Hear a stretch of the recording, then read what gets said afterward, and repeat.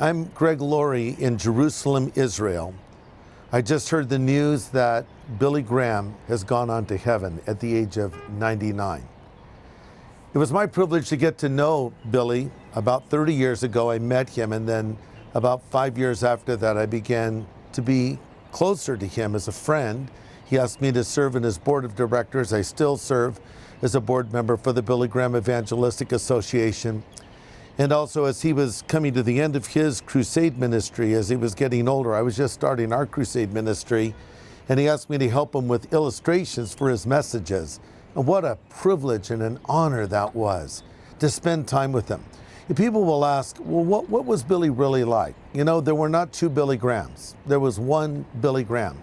He was the same privately as he was publicly. In fact, in many ways, he was even more impressive privately, because when you saw the real guy, you saw a genuine humility. In the pulpit, he was without peer, bold as a lion and preaching the gospel with fervor and passion. But privately, I have to say, Billy Graham was the most godly man I have ever met. When you would sit down with him, instead of talking about himself, as many like to do, Billy would ask you about yourself, and he would actually listen and wanted to hear what you had to say. He was a very gentle person, a very kind person, and just a great joy to spend time with. I remember one time I was with him in Portland, Oregon, where he had just preached, and he left the stage, and we were making our way to the car. I was going back to the hotel with him, and people were lined up on each side just in awe of this man of God, and he was that, of course. And Billy just walked through, and we got in the car and we're driving out, and Billy's in the back seat next to his son Franklin, and his longtime friend and aide T.W. Wilson was driving, and I was riding shotgun. So I wanted to compliment Billy in his sermon, and I turned around and I said, "Billy, that was a great message tonight." And he looked at me with those steely blue eyes and he said, "It's just gospel." And I turned back around. I thought, well, I knew that, but I was trying to compliment him. And then I turned back around and I said, "Well, I loved your point about Jesus resensitizing your conscience." And then he said, "Well, he can." And I thought, here's what I learned.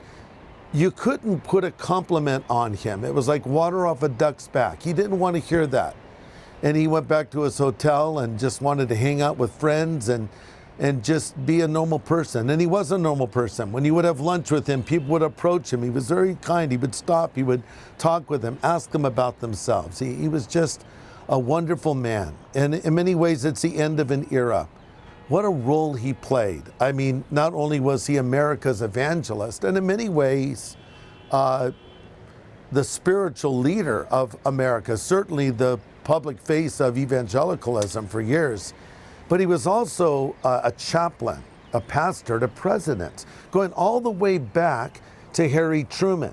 And every president from Harry Truman on had a relationship with him. Dwight Eisenhower and JFK and Johnson. President Johnson was a good friend of Billy Graham, as was President Kennedy before that.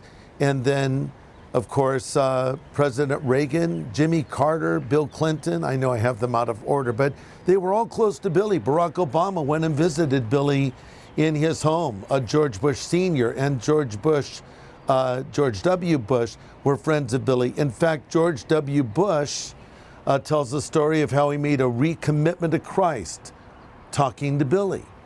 And of course, our current president, Donald Trump, also was a friend of Billy Graham. I was with the president before he was the president for Billy's 95th birthday, and he was there in attendance with his wife, our First Lady. I mean, who else has had this kind of influence with presidents? And then there were other world leaders, like the Queen of England was profoundly impacted by Billy's preaching there as he held his great crusades in the UK. And then many other world leaders. I remember I'd sit in his house and I'd open up a book and it was signed by Golda Meir. I'm here in Israel. She was the prime minister. And I said, "Billy, you knew Golda Meir?" Yes, he knew her. Muhammad Ali came to visit him. It was unbelievable. So many people. And of course, I left out Ronald Reagan, which is a huge omission. President Reagan had a deep respect for Billy Graham, and they were very close. And he would pray with these presidents and tell them the truth from Scripture. What a wonderful man of God he was. And he leaves an incredible legacy. And I just hope that we all are inspired to walk with Jesus as closely as he did. You know, the Apostle Paul said that he wanted to finish his race with joy. And Billy did that in his later years, back in his home in Montreat, North Carolina, that I visited a few times. It's a very humble home. Some of the cushions are threadbare, but it was a well lived in home that he shared, of course, with his beloved wife Ruth, who went to heaven a number of years ago. They were so close. And I don't think he ever completely got over that, of course. But Billy spent his later years there, and he would still pray, and he was struggling. I mean, he's 99 years old, but was strong in his faith to the very end. And I'm just so thankful that I had the privilege of knowing him, and I know that I'll see him again. And one time I asked Billy in his home when we were having lunch, I said, Billy, if an older Billy Graham could speak to a younger Billy Graham, what would you say to yourself? What would you tell a younger you to speak on more? And he said, I would speak more on the cross and the blood of Christ. He says, because that's where the power is. It's a good thing to remember. And the best tribute any person could pay to Billy Graham is to believe in Jesus, because that was his passion. That was the gospel he preached all around the world. And he lived a life that matched it. And so we say, thank God for his legacy, and thank God for the great impact he didn't just have on the United States, but on the whole planet. And so I'm going to write a little bit about him on my Facebook page and my Instagram page, and just share more things that I learned spending time with him. And we can thank God we had such a wonderful representative of the Christian faith. God bless Billy Graham.